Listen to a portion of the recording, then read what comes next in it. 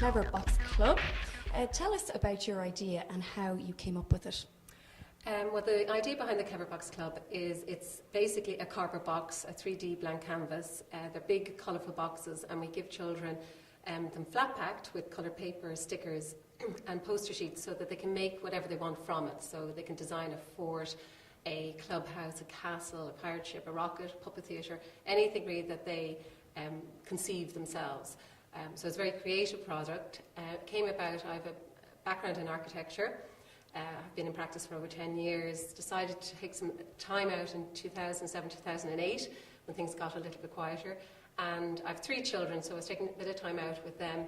And over the course of, I suppose, 12 months, playing with the children, seeing how they interacted with different toys and whatever, I realised there was so much fun in the cardboard box.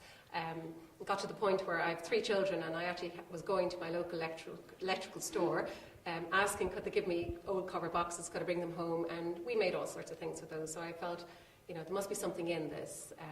There were a lot of faults in the utility box. They didn't quite work for a toy. They were, really thick and hard to cut, and they were boring and brown, and they had staples in them. So we felt, okay, there's a concept in here. Let's develop it and create a children's toy. And that's what we did. We launched it into, actually just into the Christmas market of December 2009 as a test market. It was a very good test period for us. It went very well. We had very good media attention and sold 2,000 units in that sort of December, January period. But after that, with all the market research that we had sort of gained from launching it, we decided to go back into a bit of R&D. There were 4 things we decided we wanted to work on. One was to develop and refine the product to bring it from, say, a cottage industry-like product that it was initially to more high street ready. The second thing was to expand the range, so expand the number of products that we had. Third thing was to develop our website, which has developed and is a very interactive, fun website for children, but it's also very informative for parents and educators. And the fourth thing is we realised that because we were in a niche market, we needed to look to broader markets. So we decided that we wanted to launch into the UK market as soon as possible.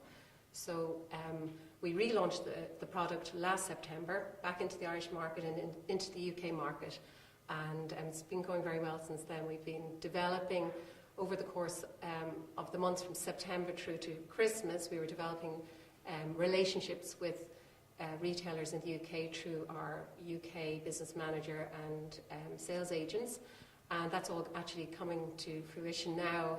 This is the traditional sort of buying season in the toy trade, and we've actually secured some very good contracts with large retailers in the UK. So very excited about that. That's brilliant, and that's great progress in a very short space of time. How did you manage financially? Did you get any funding or anything like that? We initially used our own funding.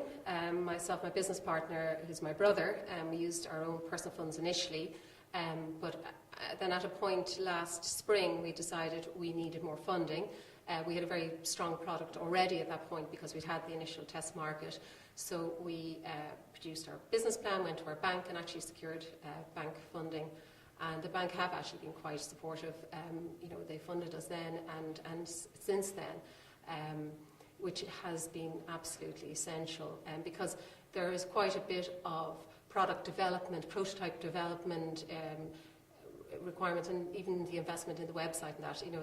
Certainly, we needed funds for that. But it's paid off because the product that we launched into the UK last September, was commended for the fact that it was such an attractive looking product of such high quality and so unique. It's completely unique in the market. Our closest competitors would be preformed cardboard castles or rockets, but the whole 3D blank canvas element of ours, where you give the child the opportunity to create their own toy, is unique. And we've just come back from a trade show in the UK in February, where we were approached by a number of broader international companies, toy companies, who are actually weighing up our odds there now to see what we want to do in that market. So we plan actually to launch it into the broader European market and possibly American, Australia next year.